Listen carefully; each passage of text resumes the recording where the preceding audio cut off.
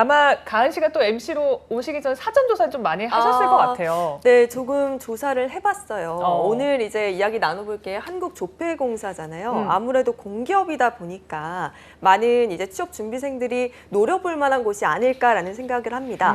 그리고 또 좋은 게 공기업이면 딱딱하고 좀 보수적일 것이다라는 이미지가 있는데 맞아요. 지금 다니고 계신 분의 이야기를 들어보니까 따뜻하다 이런 얘기가 있더라고요. 어떤 곳인지 굉장히 궁금한데요. 좀 알려주시죠. 네, 한국조폐공사 따뜻한 곳입니다. 아무래도 네. 지폐를 좀 찍어내는 곳이니까 여유가 그런 것 있나요? 같은데요. 네, 보면은 이제 평균 연봉을 보니까 5천만 원에서 7천만 원 사이 정도가 되고요.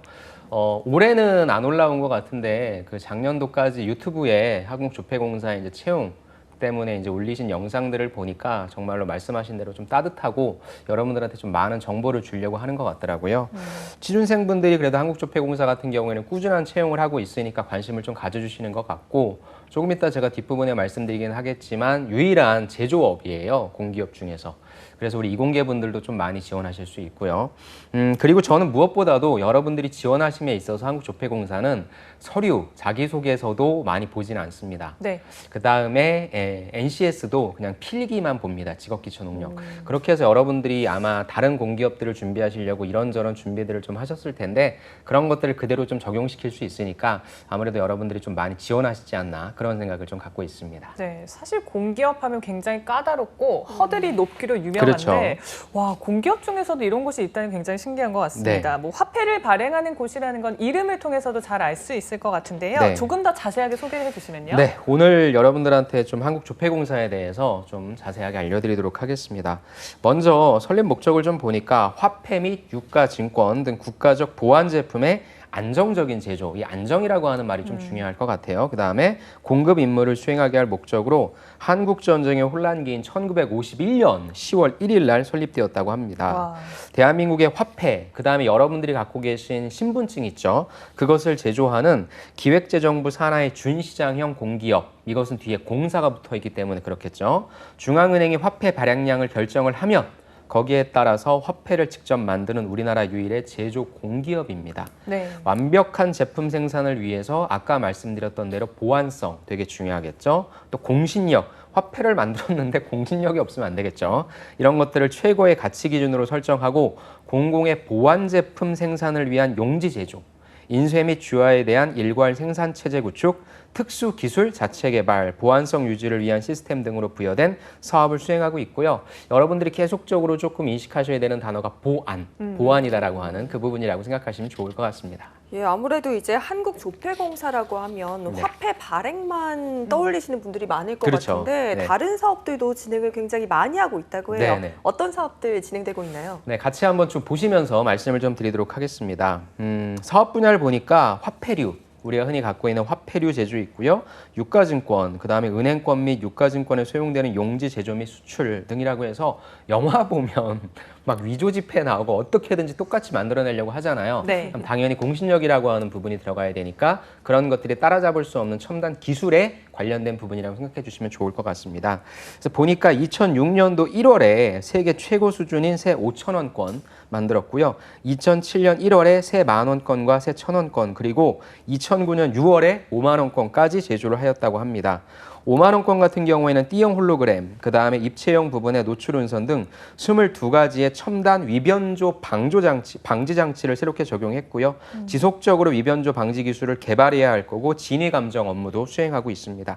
그래서 1970년 처음 수출을 시작한 이래 우수한 기술력을 바탕으로 전 세계 40여 개국에 은행권, 주화, 제지 제품, 특수 잉크, 그다음에 여권 등을 수출하고 있다라고 하니까 우리나라의 기술력이 얼마나 좀 좋은 것인지 또 한국조폐공사가 그런 기술력을 담당하고 있다라고 하는 자부심을 느낄 수 있는 그런 기관이라고 볼 수 있을 것 같습니다. 네, 좋습니다. 생각보다 뭐 다양한 사업들을 하고 있는데 모든 것들이 이제 보안이라는 그렇죠. 말씀하신 그 네. 키워드로 좀 연결이 되는 것 같습니다.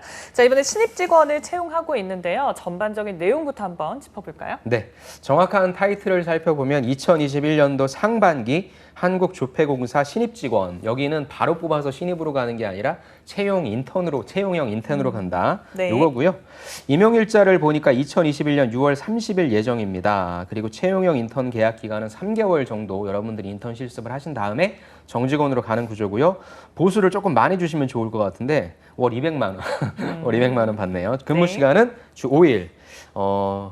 하루당 8시간에 40시간을 지킬 것 같고요. 당연히 지켜야 되겠죠. 그 다음에 정규직 전환 임용 조건, 이게 이제 중요할 것 같습니다. 인턴 기간 종료 후에 교육 및 평가 등을 통해 정규직 전환하고 있고요. 평가를 통해 굉장히 디테일하더군요.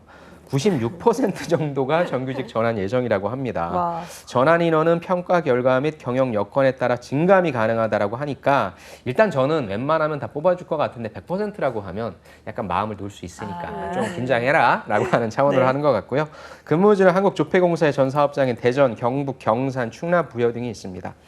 제가 늘 말씀드리지만 여러분들이 채용형 인턴으로 들어가면은 좀 주눅 들어요. 그 다음에 내가 뭐 제대로 뭘 해야 되는 건지, 그리고 너무 어떤 성과를 보여주려고 하시는데 실제 인턴에서 여러분들이 보여주셔야 될 모습은 기본에 충실하시고, 특히 제일 중요한 게 이제 근태 시간 관리라든지 이런 것들이 되겠죠. 그래서 여러분들이 무엇인가를 되게 보여주는 것을 많이 강조한다라기보다는 여러분들이 인턴으로서 지켜야 할 기본적인 것들을 잘 지켜나가면서 회사 생활에 적응해 나가려고 하는 모습, 그것만 보여주신다면 충분히 합격하실 수 있을 거라고 생각합니다. 네. 네, 지금 말씀해 주신 것을 보면 굉장히 여러모로 안정적인 곳인 것 같거든요. 네. 근데 또 중요한 게 이번 채용에서 몇 명이나 뽑냐, 그렇죠. 내가 뽑힐 확률은 어느 정도나 될까 궁금할 것 같은데 이 부분도 좀 알려주세요. 네, 제가 다양한 전형들이 있는데 일단은 여러분들이 많이 지원하실 것 같은 전형, 그걸 위주로 좀 말씀을 드릴게요. 일단은 일반 전형 좀 보고 싶습니다.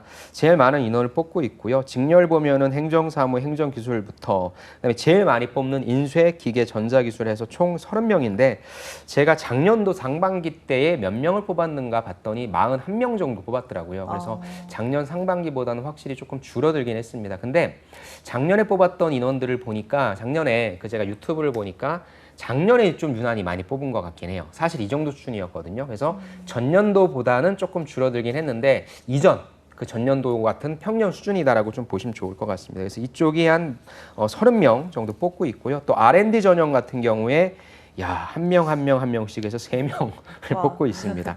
그 다음에 이 일반 전형 다음으로 이제 많이 뽑는 전형이 IT 전형입니다. IT는 정말 안 뽑는 곳이 없습니다. 여기 같은 경우에는 전산기술이 12명, 그 다음에 연구가 3명에서 총 15명 해서 여러분들이 주로 일반 전형과 IT 전형 이쪽을 지원하실 것 같은데 30명과 15명 정도 수준이다라고 봐주시면 좋을 것 같습니다. 네. IT 전공하신 분은 거의 뭐 노다지. 네. 어디서 이렇게 캐면 되는 그렇죠. 그런 것 같습니다. 전공 선택을 잘해야 됩니다. 우리가. 맞습니다. 네. 어떤 분들이 좀 지원할 수 있는지 지원 자격도 궁금한데요. 네, 지원 자격도 같이 한번 좀 보도록 하겠습니다. 지원 자격은 아까 말씀드렸던 가장 많이 뽑는 일반 전형하고 IT 전형 두 가지를 좀 볼게요. 일반 전형 같은 경우에는 굉장히 다양한 직렬이 있는데 사실 자격 요건은 좀 허무하다 싶을 정도로 학력과 전공과 성별과 연령 제한이 없다라고 나와 있습니다. 네. 그래서 사실 다 지원할 수는 있는데 이 부분도 뒤에 말씀드릴게요. 그런데 여러분들이 아무 연관성도 없이 지원하면 떨어질 수밖에 없는 구조입니다. 왜냐하면 관련된 교육도 받으셔야 되고요. 관련된 자격증도 취득하셔야 들어갈 수 있는 구조이기 때문에 겉으로는 이렇게 아무런 제한이 없다라고 하지만 실질적으로는 전공자만, 교육을 받았던 사람만 들어갈 수 있는 구조입니다. 그래서 밑에 보시면 해당 분야 직무 자격을 보유한 사람 우대라고 써 있죠. 이게 네. 실질적인 저는 자격 요건이라고 보고 있고요. 그 다음에 한국조폐공사는 이 영어 성적을 좀 많이 봅니다. 그래서 여긴 토익이 고고익선이거든요. 그래서 높으면 높을수록 좋고 환산된 점수가 붙임에 나와 있으니까 여러분들의 점수를 확인해 보시는 게 좋을 것 같아요. 그 다음에 또 네 번째 보시면 해당 분야 직무 교육 실적. 그래서 저는 자격 요건에서 여러분들이 보셔야 되는 것은 내가 자격증을 보유했냐, 그 다음에 관련된 교육을 보유했냐, 이 두 가지가 좀 중요할 것 같습니다.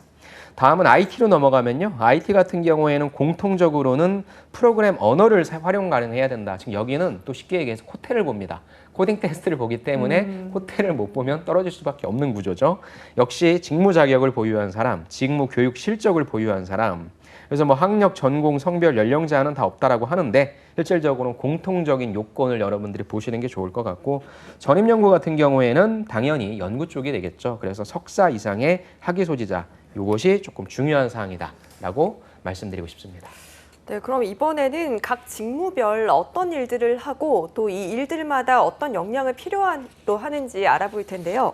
일단 가장 많은 인원을 선발하는 일반 전형의 인쇄, 기계, 전자기술 직무부터 한번 살펴보면 좋을 것 같아요. 네, 이쪽은 사실 뭐 인쇄기계, 전자기술 돼 있는데 여러분들이 수행직무 보시면은 생산설비 운용 및 정비, 전기시설 운용 및 점검 돼 있잖아요. 그래서 일반적인 우리 전화기이신 분들 있죠. 기계공학과, 전기공학과이신 분들이 들어가시는 곳이라고 보면 돼요. 아까 제가 말씀드렸던 게 우리나라의 유일한 제조업 공기업 형태라고 했죠. 그렇기 때문에 이공계분들이 좀 많이 필요합니다.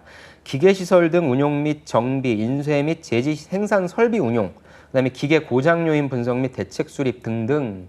우리가 보통 생산의 4대 요소 중에 첫 번째 M이 바로 머신이라고 하죠. 기계가 있어야 제조를 할 수 있으니까. 그래서 그런 것들을 담당하는 설비기술 엔지니어라고 좀 보시면 좋을 것 같고요.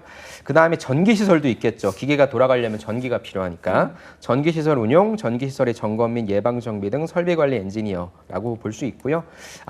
이쪽은 아무래도 여러분들이 그냥 내가 이쪽을 좋아한다 라고 하는 또 그리고 간접적인 경험보다는 실질적으로 지식과 기술적인 부분들이 좀 많이 필요할 것 같아요. 그래서 역량을 말씀드리면 기계에 관한 공학적 지식, 장비의 사용 환경에 관한 지식, 공정 설비 개선 프로세스 이해, 공정 설비 관리 운영 이해 등 기술 중심의 지식이 필요하고요. 제 생각엔 좀 그래요. 한국 조폐공사를 가기 위해서 내가 이공계를 다녔다라는 분들은 안 계실 겁니다. 제 생각은 그렇습니다. 아마 이공계이신 분들은 거의 뭐 한전 아니면 에너지 공기업 아니면 이렇게 인프라 쪽, SOC 쪽을 지원하실 거고 그중에 좀 많이 뽑고 그리고 내가 갖고 있는 자격증과 교육사항만 집어넣으면 지원할 수 있으니까 한번 집어넣으실 수 있을 것 같아요. 그래서 좀 부담 없이 지원해 보시면 괜찮을 것 같습니다. 네.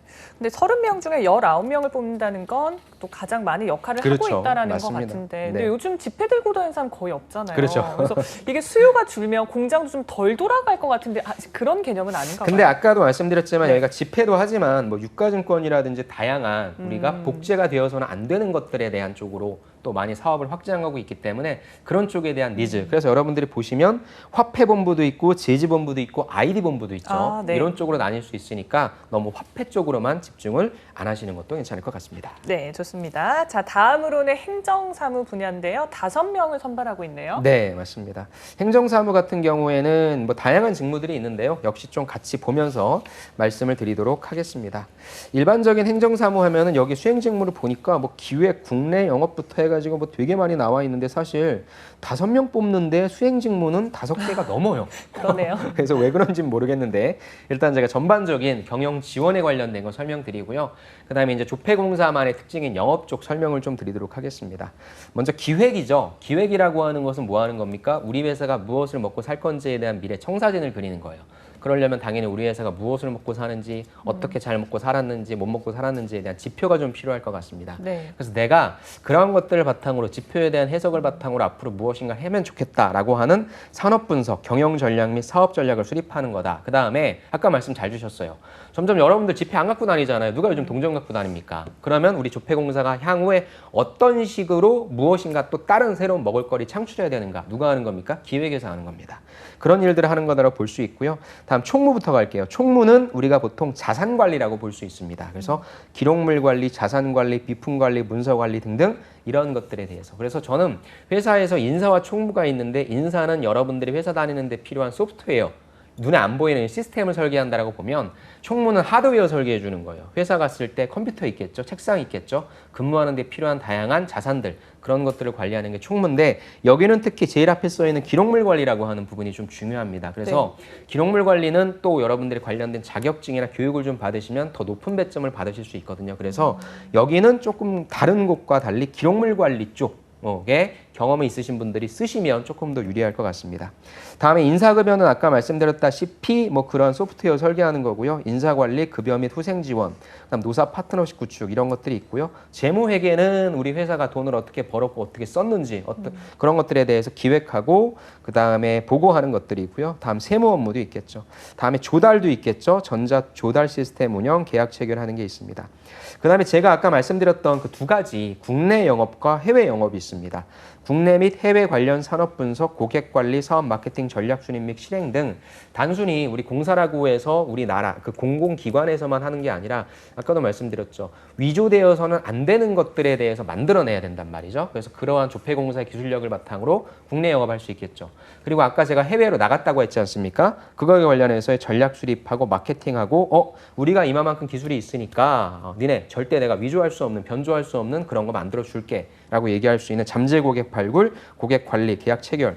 그래서 저는 여기에서 여러분들이 보시면 나머지 것들은 충분히 아실 텐데 총무 쪽에 있어서의 기록물 관리, 그 다음에 국내 영업, 해외 영업 요 직무가 조금 더 메인이 되지 않을까 싶습니다. 네, 지금 다음번으로는 이제 모든 기업에서 필요로 하는 인재죠. IT 전형의 전산기술 직무 총 12명을 선발한다고 하는데 이와 관련한 직무도 좀 짚어주시죠.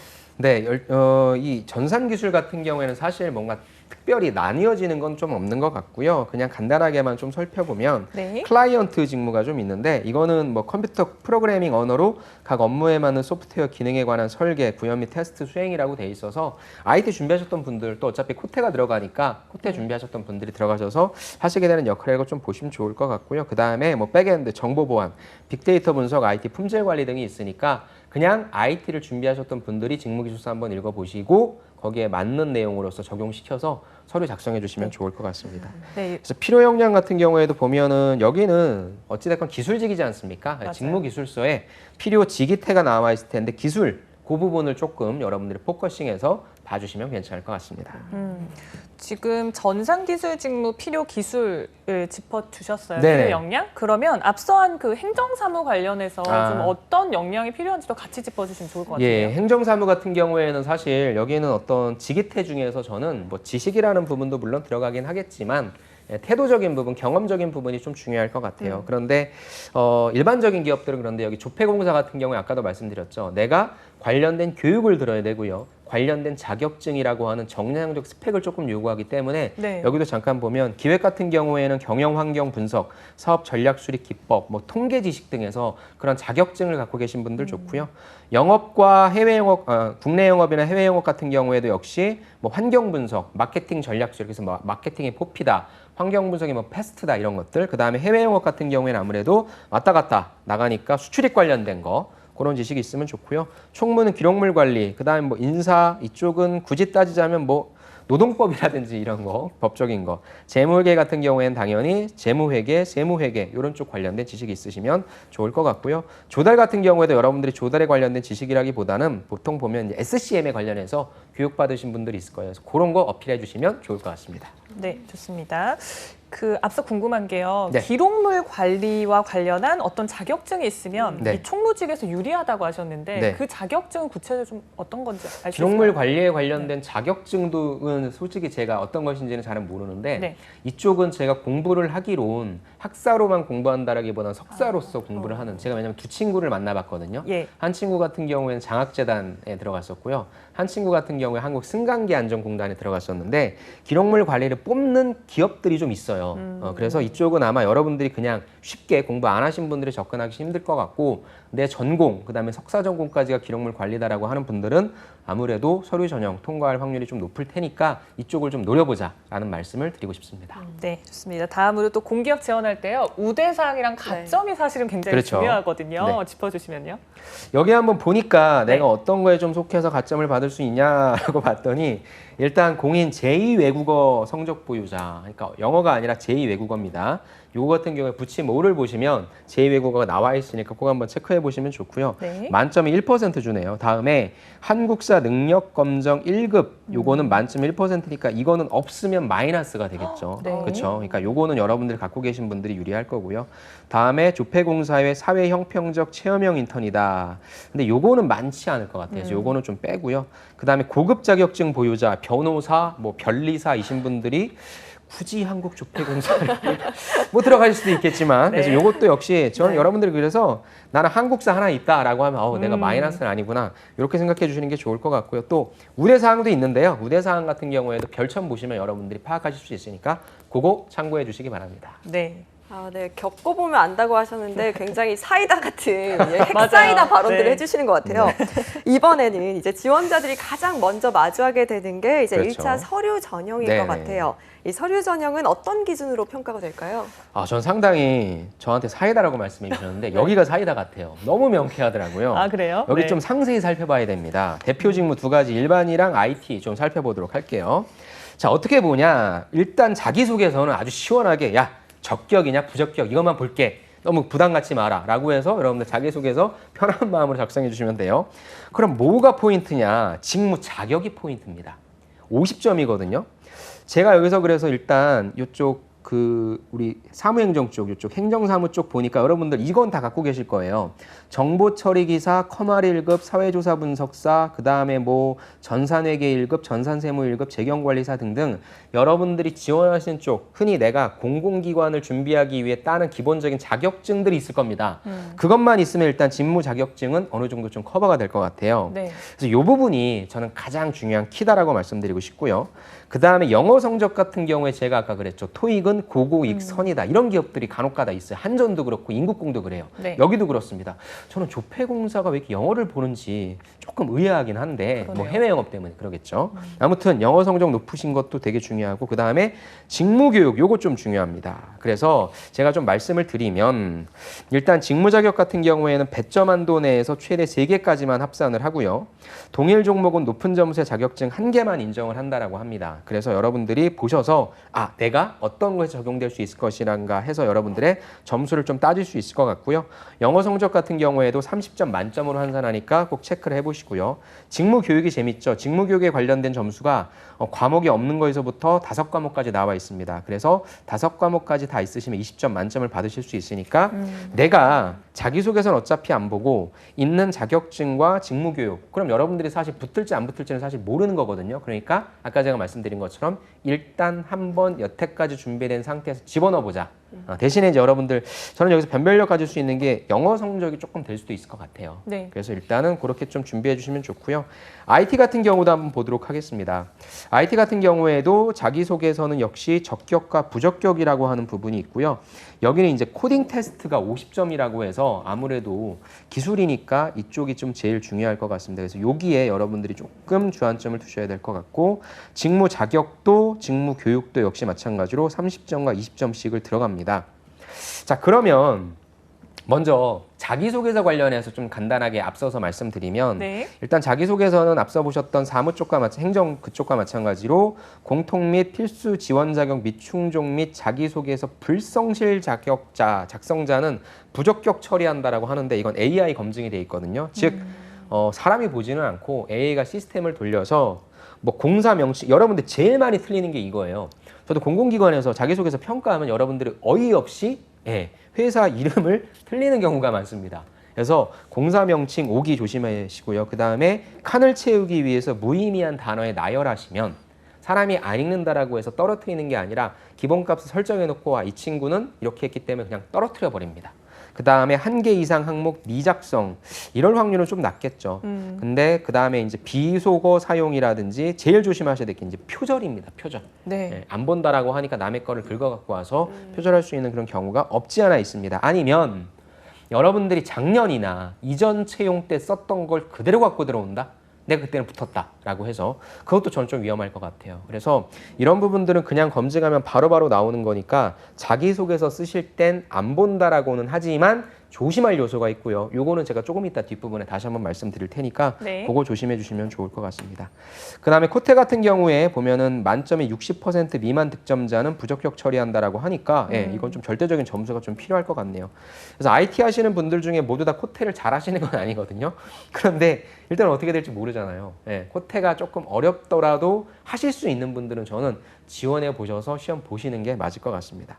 그 다음에 코테의 어떤 사용 가능 언어를 보니까 자바, 자바스크립트, 파이썬, 그 다음에 뭐 R, 스위프트, 그 다음에 C+, C샵이죠. 이렇게 좀 돼 있으니까 여러분들이 아마 학교 다니시면서 보셨던 것들이 있을 테니까 저는 한번 지원해 보시는 게 어떨까 싶습니다.